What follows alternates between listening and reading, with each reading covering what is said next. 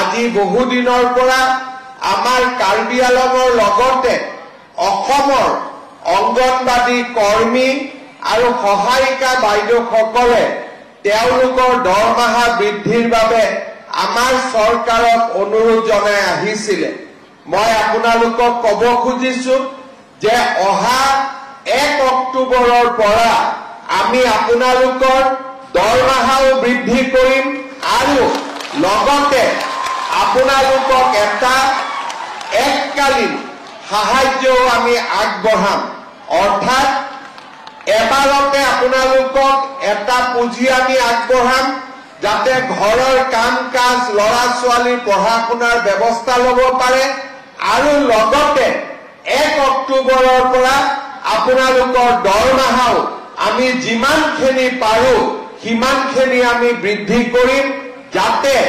আমাৰ